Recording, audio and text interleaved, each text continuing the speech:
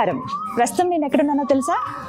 ప్రపంచంలోనే అరుదైన శైవ క్షేత్రం పశుపతినాథ్ దేవాలయం. Shri Gayatri tours and travels వాళ్ళు ఆర్గనైజ్ చేస్తున్నటువంటి నేపాల్ ముక్తినాథ్ యాత్రలో భాగంగా 5వ రోజు కాఠ్మండులో మనం ఈ దేవాలయం చూడడానికి వచ్చేసామండి. చాలా సుప్రసిద్ధ క్షేత్రం అనే చెప్పుకోవాలి. వరల్డ్ హెరిటేజ్గా భావిస్తారు. నేపాల్ వాళ్ళకి ఎంత గట్టిగా నమ్ముతారంటే ఎక్కడ చూసినా ఆ పశుపతినాథుడి రూపాలే మనకి కనిపిస్తూ ఉంటాయి. ప్రతి దేవాలయం కూడా ఈ దేవాలయానికి ప్రతిరూపంగా మనం చూస్తాం అన్నమాట. ఈ చుట్టుపక్కలంతా కూడా చాలా నమ్ముతారు. ప్రత్యేకించి ఇక్కడ ఎన్నో విశేషాలు ఉన్నాయి. అంటే నేపాల్ కాశీగా కూడా చెబుతారు ఈ పశుపతినాథ్ దేవాలయాన్ని. మరి చూద్దామా వెళ్ళి ఆ స్వామి దర్శనం ఎప్పుడెప్పుడు అవుతుందా అని నేనైతే వెయిట్ చేస్తున్నాను. మీరు కూడా దర్శనం చేసుకుందరు. కానీ అయితే లోపలికి మనకి కెమెరా అయితే ఎలవ్ చేయరు, చాలా స్ట్రిక్ట్గా ఉంటుంది. ఇక్కడ బయటి వాతావరణం ఎలా ఉందనేది చూపిస్తాను. మీరు నేపాల్ వచ్చినప్పుడు డెఫినెట్గా విజిట్ చేయండి. రండి వెళ్దాం. అరుణాచల శ్రీ కరుణ శివ, అరుణాచల శివ కరుణ శివ.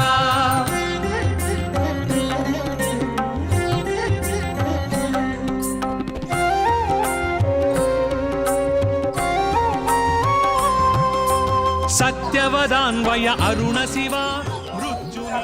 ఆలయ ప్రధాన ద్వారం దగ్గరికి వచ్చేసామండి. పూజకి కావాల్సినది స్వామివారికి సమర్పించాల్సినవన్నీ నేను ఆల్రెడీ తీసుకున్నాను. అలా మనం ముందుకు వెళ్దాం. ప్రధాన ద్వారం ఆరాధ్య దేవ భగవాన్ శ్రీ పశుపతినాథ మందిరమా హార్దిక స్వాగతం అని ఇక్కడ భక్తులు విశ్వాసం పలికేలా ద్వారం మనం చూస్తాము. ఓం నమః శివాయ.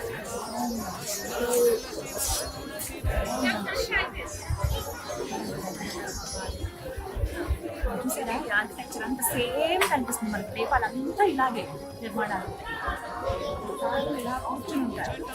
ఏమో ఆ శివయ్య ఎవరి రూపంలో ఉన్నారు, ఎవరి రూపంలో అరుణ శివ నారాయణ ప్రియ అరుణ శివ, నాగాంతక అరుణ శివ, అరుణ శివ కరుణ శివ, అరుణాచల శివ కరుణ శివ, అరుణాచల శ్రీ కరుణ శివ, అరుణాచల శివ కరుణ శివ.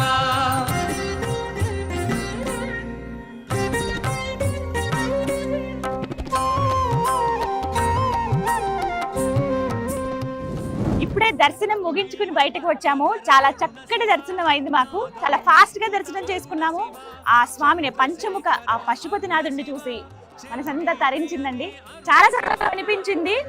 మరి ఇక్కడ విశేషాలు, స్వామి ఇక్కడ పంచముఖాలతో కొలువడానికి కారణం ఏమిటి, ఈ విషయాలు తెలుసుకుందాం. మనతో పాటు బ్రహ్మశ్రీ భరత్ శర్మ గారు ఉన్నారు. గురువు గారు, ఎంత బాగా దర్శనం జరిగిందండి? చాలా బాగా జరిగింది. ఫాస్ట్ గా అయిపోయింది కూడా. అయిపోయింది. మరి ఇక్కడ విశేషాలు ఏంటండి? స్వామి ఇక్కడ ఈ విధంగా కొలువై ఉండడానికి కారణాలు ఏమిటి? అమ్మ, మనం ఉన్నటువంటి ఈ క్షేత్రం పశుపతినాథ్.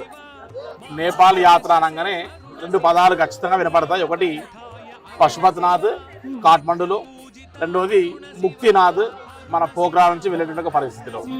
కాబట్టి ఈ యొక్క పశుపతినాథ్ ఆలయం యొక్క చరిత్ర చూస్తే ఒకసారి 12 జ్యోతిర్లింగ దర్శనం అంతా కూడా పూర్తయిన తర్వాత 12 శివలింగ ఆకారాల్లో లింగాకారాలు దర్శనం ఇచ్చిన తర్వాత మనకు చివరికి మనకు దర్శనం ఇచ్చేటువంటి ఒక స్వామివారు ఎవరైతే ఉన్నారో ఇక్కడ పశుపతినాథ్లో వారు పంచముఖ స్వరూపంగా సద్యోజాత, వామదేవ, తత్పురుష, ఈశాన, అఘోర రూపాల్లో మనకు 5 ముఖాలుగా పంచభూతాత్మిక లింగాకారంలో ఇక్కడ దర్శనం ఇస్తున్నారట. వీటికి ఒక చిన్నపాటి ఇతిహాసం ఉందమ్మా. ఆ ఇతిహాసాన్ని చూస్తే మనం ఒకసారి ముందుగా సతీదేవి అవతారం చాలించిన తర్వాత పార్వతీ అమ్మవారి యొక్క అవతారంలోకి వచ్చిన తర్వాత పరమేశ్వరుడు పరీక్షిద్దాం అమ్మవారిని ఒకసారి అని చెప్పి, నేను లేకపోతే ఎలా ఉంటుందో చూద్దామని చెప్పి ఆయన వేషమంతా కూడా మార్చుకొని ఒక జింక వేషంలో ఈ యొక్క పశుపతినాథ్ ఈ యొక్క ప్రదేశానికి వచ్చి, ఈ నేపాల్ రాజ్యానికి వచ్చి ఇక్కడ ఆ మృగస్థలి అనేటువంటి ఒక ప్రదేశంలో ఈ యొక్క జింక అవతారంలో స్వామివారు వచ్చి తిరుగుతూ ఉంటే అదంతా కూడా గమనించి వెంటనే అమ్మవారు కూడా ఈయన ఖచ్చితంగా ఎక్కడికో వెళ్ళి ఉంటారని చెప్పి అన్ని లోకాలు తిరుగుతూ అమ్మవారు కూడా స్వామివారిని పట్టుకోవడానికి ఈ యొక్క నేపాల్లోని కాఠ్మండు ప్రదేశానికి వచ్చినారు. వచ్చిన తర్వాత అక్కడ పరమేశ్వరుడు లేరు, అదేవిధంగా పార్వతీ అమ్మవారు కూడా లేకపోయేసరికి సృష్టి అంతా కూడా స్తంభించిపోయి, లయకారకులు వీలు లేకపోతే కాస్త కష్టం కదా అని స్తంభించిపోయి వెంటనే ముక్కోటి దేవతలందరూ కూడా బ్రహ్మదేవుడి దగ్గరికి, విష్ణుమూర్తి దగ్గరికి వెళ్ళి అయ్యా ఇలా జరిగిందని చెప్పి వేడుకోగా వెంటనే వాళ్ళు వచ్చి ఆయన్ని బ్రహ్మ విష్ణు ఇద్దరు కూడా కలిసి పార్వతీ అమ్మవారి యొక్క సహకారంతో ఆ ఉన్నటువంటి ఆ యొక్క జింక ఆకారంలోనే ఈ యొక్క స్వామివారు నెలకొని ఉన్నారు ఇక్కడ అని చెప్పి తెలుసుకొని వెంటనే పశువుగా ఉన్నటువంటి ఇది చంచలంగా ఉంటది కాబట్టి జింక చలాకీగా ఉంటది కాబట్టి వెంటనే పరిగెడుతున్నటువంటి ఆ జింకను పట్టుకోవడానికి వీళ్ళందరూ కూడా బంధన వేసి వెంటనే ఆ యొక్క కొమ్ముని జింక కొమ్ముని ముగ్గురు కలిసి ఒకటిసారి పట్టుకునేసరికి వెంటనే తప్పించుకోవడానికి ప్రయత్నం చేస్తే అది 3 ముక్కలై 3 కొమ్ములుగా మారిపోయినాయట. కాబట్టి ఆ ఉన్నటువంటి ఆ 3 కొమ్ములు ఒకటి స్వర్గలోకంలో, ఇంకొకటి భూలోకంలో, ఇంకొకటి పాతాళ లోకంలో 3ని ప్రతిష్ఠించారట. ఇక్కడ దగ్గరలో ఉన్నటువంటి యొక్క మనం క్షేత్రం ఒకటి గోముఖేశ్వర క్షేత్రం ఉంటుంది, అక్కడ ఈ కొమ్ముని నాటారు అని ప్రతీక. కాబట్టి అక్కడ నుండి ఈ యొక్క పశువుగా మారే స్వామివారు ఆయన యొక్క రూపానికి ధరించారు కాబట్టి వారిని పశుపతి నాథులుగా పిలువబడుతుంది. ఒక రకంగా చెప్పాలంటే పశువు అంటే ఏంటి, జ్ఞానం లేనటువంటిది అని. ఈవెన్ మన మానవులం కూడా పశువులతో సమానమే భగవంతుడికి. ఎందుకు అంటే మనం జ్ఞానం ఉన్నటువంటి యొక్క పశువులు అయితే జ్ఞానం లేనటువంటి పశువుల్ని మనం పరిపాలిస్తున్నాం. జ్ఞానం ఉన్నటువంటి మనలాంటి యొక్క పశువుల్ని పైన ఈశ్వరుడు పరిపాలిస్తూ ఉంటారు. కాబట్టి ఈ యొక్క లయకారకత్వానికి సంబంధించినటువంటి వారందరూ కూడా ఈశ్వరుడు కాబట్టి మనందరిపైన ఆధిపత్యం వహించేవారు పశుపతినాథుడు అని. ఇది ఒకసారి మళ్ళీ మనం గమనిస్తే ఈ యొక్క పశుపతినాథ్ క్షేత్రంలో మనం ఈ యొక్క నేపాల్ రాజ్యంలో మనం గమనిస్తే మనకి ఎట్లయితే ఇండియాలో మన భారతదేశంలో 12 జ్యోతిర్లింగాలు అని చెప్తున్నాము, అలాగే వీరికి ఇక్కడ 64 జ్యోతిర్లింగాలు ఉంటాయమ్మా. 64 జ్యోతిర్లింగాలకు భావిస్తారు. వీటిలో ఒకసారి మనం గమనిస్తే ఇదే పశుపతినాథ్ దగ్గరలో మనం గమనిస్తే సిద్ధేశ్వరని, కిరాతేశ్వరని, భస్మేశ్వరని, రుద్రేశ్వరని, భువనేశ్వరని, అన్నపూర్ణేశ్వరని, ఇలా విరూపాక్షేశ్వరని, ఇలా డిఫరెంట్ సంబంధించినటువంటి యొక్క 64 జ్యోతిర్లింగాల్లో ఇక్కడ చాలా జ్యోతిర్లింగాలు ఈ యొక్క పశుపతినాథ్ చుట్టూ దర్శనం చేసుకోవచ్చు. దగ్గర దర్శనం చేసుకున్నటువంటివి చాలా ప్రసిద్ధిగాంచినటువంటివి. కాబట్టి ఈ పశుపతినాథ్ అనేటువంటి ఈ యొక్క ప్రదేశం నేపాల్ రాజ్యంలోనే చాలా పవిత్రమైనటువంటిది, అదేవిధంగా ప్రసిద్ధిగాంచినటువంటిది. నేపాల్ అనగానే అందరికి గుర్తొచ్చేటువంటిది పశుపతినాథ్ దేవాలయం. కాబట్టి ప్రతి ఒక్కరు జీవితంలో 12 జ్యోతిర్లింగాలు దర్శనం అయిన తర్వాత పంచముఖ స్వరూపంగా ఖచ్చితంగా ఇక్కడ పశుపతినాథ్ దర్శనం చేసుకోవాలి అని చెప్తారు. కాబట్టి సకల పంచభూతాలకు సంబంధించినటువంటి అన్నిటిపైన ఆధిపత్యం వహించేటువంటి వాడు ఈశ్వరుడు అని వారి అర్థము. మనం బాగా గమనిస్తే స్వామివారు జింకగా ఎందుకు మారారు అనేటువంటి ఒక చిన్న ఆలోచన తీసుకుంటే, స్వామివారు ఉత్సవమూర్తిని తీసుకుంటే ఆయన చేతిలో జింక పట్టుకుని ఉంటారు కదమ్మా. ఆ జింక చలాకితనానికి ప్రతీకట. చెంగున గుర్తుంది జింక అంటారు చూసారు. దాన్ని పట్టుకోవడం చాలా కష్టం. దాని వెంటనే పట్టుకోవడానికి వెళ్తే కిలోమీటర్లు పరిగెడుతుంది అంటారు చూసారు. అంత చలాకితనంగా ఉన్నటువంటి మానవుడి యొక్క మనసు చంచలత్వంగా అలా పరిగెడుతూ ఉంటది. ఆ చంచలంగా పరిగెత్తేటువంటి ఆ మనసుని కళ్ళెం వేయడానికి చేతిలో బంధించేటువంటి తత్వాన్ని పెట్టుకోండి అని చెప్పడానికి ప్రతీకగా ఆయన చేతిలో జింకను పట్టుకొని ఉంటాడట పరమేశ్వరుడు. చాలా బాగుందండి ఇతిహాసం అయితే. దీని వెనకాల కథ ఇదా అని తెలుసుకోవటం. స్వామి అంటే అందరినీ పరిపాలించేది ఆయనే కదా, కానీ దర్శనం అయితే చాలా బాగా జరిగింది. ఎప్పటికీ గుర్తుండిపోతుంది జీవితంలో. ఒక మంచి ఘటన ఇది. ఇంకొకటి ఏంటంటే ఆ ఆలయం చుట్టూ కూడా చాలా ఆలయాలు ఉన్నాయి కదా. ఇంకొకటి మనకి ఇక్కడ వెనకాలే చితి వెలుగుతూనే ఉందండి, ప్రతినిత్యం వెలుగుతూనే ఉంటుందట కదా. మరి ఆ విశేషాలు కూడా తెలుసుకుందామా వెనక భాగంలో కదా. తప్పకుండా వెళ్ళి తెలుసుకుందాం. ఆలయం వెనుక భాగంలో మనకి శ్మశానం ఉంటుంది. భాగమతి రివర్ ఏదైతే ఉందో అది పారుతూ ఉంటుంది. ఆ గట్టులపైనే చాలా మంది దహన సంస్కారాలు చేస్తూ ఉంటారు. ఆ స్థలం కూడా దగ్గరేనండి, అక్కడికి వెళ్దాం. కరుణ శివ అరుణాచల శివ కరుణ శివ అరుణ శివ కరుణ శివ అరుణాచల శివ కరుణ శివ అరుణాచల శ్రీ కరుణ. పశుపతినాథ్ దేవాలయం వెనుక భాగంలో మనం ఉన్నామండి. ఇక్కడ ప్రత్యేకంగా మనకు కనిపిస్తుంది అంటే కాశీలో ఏ విధంగా అయితే చూస్తామో స్వామివారి ఆలయం దగ్గరే దహన సంస్కారాలు చేస్తూ ఉంటారు. అదే విధంగా ఇక్కడ ఆలయ ప్రాంగణంలోనే అక్కడ చూస్తున్నాం కదా, ఆ ఘాట్స్ అవన్నీ కూడా అవే దహన సంస్కారాలు చేస్తారు. అసలు ఈ ప్రాంతాన్ని ఏమంటారు, ఇక్కడెందుకు ఈ విధంగా చేస్తున్నారు, వీటి గురించి కూడా తెలుసుకుందాం. గురుగారు, ఇక్కడే దహన సంస్కారాలు చేసేస్తున్నారు కదా, ఇదేంటంటే ఆలయం లోపలే అంటే కాశీలో అలా చూస్తాం మనం, ఇక్కడ కూడా అదే విధంగా ఉంటుందా? అమ్మ, కాశీ అనేది మహాశ్మశానం, ఆనందవనం, మహామణికర్ణికా క్షేత్రం అని మనం సంకల్పం చెప్పుకుంటుంటాం. కాబట్టి అది ప్రతి ఒక్కరూ జీవించడానికి బయట ప్రదేశాలు ఎలా అయితే జీవిస్తుంటారో, ప్రయత్నం చేస్తుంటారో, అదేవిధంగా మరణం కోసం ఎదురు చూస్తూ మన కాశీలో ఎదురు చూస్తూ చూస్తాం మనము. అదేవిధంగా ఈ పశుపతినాథ్ ఈ దేవాలయం వెనుకలో ఈ నేపాల్ కాఠ్మండు అనేటువంటి ఈ యొక్క ప్రదేశంలో ఇటువైపు పశుపతినాథ్, ఇటువైపు అమ్మవారు సంబంధించిన శక్తిపీఠం గుహేశ్వరి అమ్మవారి శక్తిపీఠం. ఈ రెండు శక్తిపీఠాల మధ్యలో ప్రవహిస్తున్నటువంటి ఈ యొక్క నది భాగమతి నది అంటారు.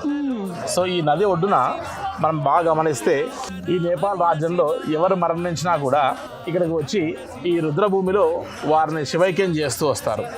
వీడికి ఒక చిన్నపాటి కథ చెప్తారు, ఒక ఇతిహాసము. ఇంతకు పూర్వము సతీదేవి ఒక అవతారం చాలించిన తర్వాత నెక్స్ట్ అవతారం పార్వతీ అమ్మవారు. వీడికి రుద్రభూమికి సంబంధించి వచ్చిన కథ చెప్తారమ్మ. ఏంటి ఆ కథ అంటే, ఎవరైతే ఇక్కడ మరణిస్తారో వీరందరూ ఎందుకు ఇక్కడ శివైక్యం చెందుతారు అనే దానికి ఈశ్వరుడు వీడికి వరం ఇచ్చారట నేపాల్ రాజ్యంలో ఉన్న వాళ్ళకి. ఏంటి ఆ వరం అంటే, సతీదేవి అవతారాన్ని చాలించి పార్వతీ అమ్మవారుగా తన యొక్క రూపం తీసుకున్న తర్వాత పరమేశ్వరుడు వీరిని అంటే అమ్మవారిని పరీక్షిద్దాం, ఆవిడ ఎట్లా ఆయన కోసం తపన పడుతుందో అనే ఉద్దేశంతో పరమేశ్వరుడు వెంటనే ఆయన వేషమంతా మార్చుకొని ఒక మాయా రూపంలో, ఒక జింక రూపంలో వచ్చి ఇక్కడ నివసిస్తూ ఉండేవారట. కాబట్టి అటువంటి జింక రూపం నివసిస్తున్నటువంటి వారిని చూసి అమ్మవారు కూడా గ్రహించి వెంటనే ఆయన ఎత్తుక్కుంటూ ఇక్కడికి వచ్చి ఆయనకు అనుకునేసరికి వెంటనే బ్రహ్మ విష్ణు మహేశ్వరులు అందరూ అయ్యో మరి శివపార్వతులు ఇద్దరు అంతా ఈ యొక్క లయకారకత్వాన్ని వదిలిపెట్టి వెళ్ళిపోతే స్తంభించిపోతుంది కదా మొత్తం అంతా కూడా, భూభాండం అంతా సమస్త లోకాలన్నీ స్తంభించిపోయాయి కదా అని మొత్తం సృష్టి అంతా స్తంభన అయిపోయేసరికి బ్రహ్మ విష్ణు మహేశ్వరులు వచ్చి ఇక్కడ ఆ యొక్క అమ్మవారి స్వామివారిని ఇద్దరిని కూడా కలిపి తిరిగి వారిని కైలాసానికి తీసుకొని వెళ్తూ ఉంటే వెంటనే ఇక్కడ ఉన్నటువంటి ప్రజలందరూ కూడా స్వామి మరి ఇంతవరకు మీరు వచ్చి అంటే పశు రూపంలో ఇక్కడ మీరు నివసించి ఉన్నారు కాబట్టి ఇక్కడ నుంచి మీరు వెళ్ళిపోతున్నారు, మాకు బాధ కలుగుతుంది అని చెప్పి అనేసరికి వెంటనే వీళ్ళందరికీ వరం ఇచ్చారట. ఇక్కడ నుండి ఎవరైనా సరే ఈ రాజ్యంలో గతిస్తే మీ అందరినీ నేను శివైక్యం చేసుకుంటాను అని ఈ యొక్క ఈశ్వరుడు పశుపతినాథుగా ఇక్కడ వెలుస్తాను నేను అని చెప్పి ఎవరైతే 12 జ్యోతిర్లింగాలు 12 జ్యోతిర్లింగాలని దర్శనం చేసుకొని ఎవరైతే లింగాకారాలు దర్శనం చేసుకుంటారో వాళ్ళందరికీ పంచముఖ స్వరూపంగా సద్యోజాత వామదేవ తత్పురుష ఈశాన అఘోర రూపాలుగా ఇక్కడ దర్శనం ఇస్తాను అని చెప్తారట. కాబట్టి ఇక్కడ ప్రతి ఒక్కరిని గతించిన ప్రతి ఒక్కరిని శివైక్యం చేసుకోవడం అనేటువంటి ప్రదేశమే ఆ రుద్రభూమి. కాబట్టి ఎప్పుడు కూడా ఇక్కడ చిదాభాసం వెలుగుతూ ఉంటుంది. ఎవరైనా మరణిస్తే ఇక్కడ స్వామివారి దర్శనం చేయించి ఈ ప్రదేశంలో ఇక్కడ భాగమతి ఈ నది ఒడ్డున కరెక్ట్గా మన స్వామివారి యొక్క దేవాలయం వెనుకనే ఈ యొక్క దహన సంస్కారాలు చేయడం అనేటువంటిది ఇక్కడ రుద్రభూమి అనేటువంటి ఈ యొక్క ప్రదేశంలో చేయడం అనేటువంటిది ఆనవాయితీగా వస్తున్నటువంటి పరిస్థితి అమ్మ. మొత్తంగా అన్ని విశేషాలేనండి, మొత్తం దేవాలయాల సమూహంగా కనపడుతుంది మనకి. ఈశ్వరుడు అంటేనే ఆయనకు భస్మోద్ధూలిత విగ్రహాయ నమః అని పేరు కదమ్మా. కాబట్టి ఆయనకు కావాల్సినది ఏంటి? భస్మము, ధూళి, చిదాభస్మము. ఆయనకు అంటే ఏదైతే మానవుడు అజ్ఞానాన్ని వీడి జ్ఞానం ప్రాప్తించుకోబడతాడో ఆ అజ్ఞానాన్ని వీడమని చెప్పేటువంటిది ఈ యొక్క సృష్టి రహస్యం అంతా కూడా. ఆయన రుద్రభూములు ఎందుకుంటాడు అని అంటే చివరికి మన ప్రయాణం ఇక్కడికి అని చెప్పడానికి ఒకటి. తర్వాత పశుపతి అంటే ఇక్కడ ఇంకో మాట కూడా ఏం చెప్తారు అని అంటే పశువులు అంటే ఎవరు? అజ్ఞానులు. అంటే జ్ఞానం లేనటువంటి వారే పశువులు అని. కాబట్టి మనందరికీ అంటే ఎంత మనం జ్ఞానవంతులు అయినప్పటికీ ప్రతి ఒక్కరిలో ఎక్కడో అజ్ఞానం అనేటువంటి చోటు చేసుకుంటూ ఉంటుంది. కాబట్టి జ్ఞానం కలగని వారందరి పైన ఆధిపత్యం వహించేటువంటి వాడే పశుపతినాథుడు అని కూడా ఇంకో పేరు చెప్తారు. కాబట్టి మనందరి పైన ఆధిపత్యం వహించేటువంటి వారే పశుపతినాథుడు అని చెప్తారు. కానీ చాలా సుందరంగా ఉందండి. అసలు కొంత సమయం తీసుకుని చూడాలే కానీ ప్రతి ఒక్కటి అణువున చూసుకుంటూ వెళ్తే అన్ని అద్భుతాలే ఇక్కడ. చాలా చాలా సుందరంగా ఉందండి. నమస్కారం. నమస్తే అమ్మా. సో చాలా మంది వచ్చుంటారు పశుపతినాథ్ దేవాలయానికి. ఇంకొంతమంది మేము నేపాల్ టూర్ వెళ్దాం అనుకుంటున్నాము, కాఠ్మండులో ఇలా ఉందట కదా దేవాలయం అని. ఇక్కడ మామూలుగా మనం అన్ని చోట్ల లింగ రూపంలో చూస్తే స్వామి మనకి ఇక్కడ పంచముఖాలతో దర్శనమిస్తారండి. దర్శనం అయితే చాలా చక్కగా జరిగింది మాకు. ఏంటో ఒక తెలియని లోకంలోకి వెళ్ళిపోతాం ఆ కైలాసంలో స్వామివారిని అలా చూసినట్టంటే ఒక ముక్తి కలిగిందనే భావన మనకు వస్తుందన్నమాట. ఓవైపు ఇక్కడ ఈ విధంగా చూస్తాము స్వామిని, వెనక భాగంలోనే ఇలా చితాభస్మాలు నిత్యం వెలుగుతూనే ఉంటాయి. ఇక్కడ ఎవరున్నా సరే ఈ ప్రాంతంలో మేము చచ్చిపోతే చాలు ఆ శివుడిలో ఐక్యమవుతాం కదని ఒక భావన ఉంటుంది. అలాగే ఇక్కడ కూడా చూడొచ్చు పితృకర్మలు చేస్తూ ఉంటారు అనమాట ఇంకొక వైపున ఈ భాగమతి నది ఒడ్డునే. సో ఎవరైనా వచ్చినప్పుడు అలా మనం అక్కడ వాళ్ళ కొంత అమౌంట్ ఇచ్చినా వాళ్ళ పేర్లు చెప్పి పితృకర్మలు చేయించినా కూడా పితృదేవతల అనుగ్రహం మనకు కలుగుతుంది అనేది ఒక భావన. ఏదైనా కానీ ఆ పశుపతి పశుపతినాథుడు అనుగ్రహం అందరిపైన ఉండాలని కోరుకుంటున్నాను. మీరు కనుక నేపాల్ టూర్ వస్తే, అంటే ఇప్పటివరకు నేనైతే Shri Gayatri tours and travels వాళ్ళు ఆర్గనైజ్ చేసిన ఈ టూర్లో ఉన్నాను. 5th డే ఇది కాఠ్మండూలో. పశుపతినాథుని డెఫినెట్గా దర్శనం చేసుకోవాలి, అతి ముఖ్యమైన గుడి అని చెప్పారు. సో వచ్చాను, దర్శనం చాలా బాగా జరిగింది. మీరు కూడా నేపాల్ టూర్కి వచ్చినప్పుడు ఖచ్చితంగా ఆ స్వామిని దర్శనం చేసుకోండి, వారి అనుగ్రహం పొందండి. ఇది వాళ్ళ వీడియో. నమస్కారం. ఓం నమః శివాయ.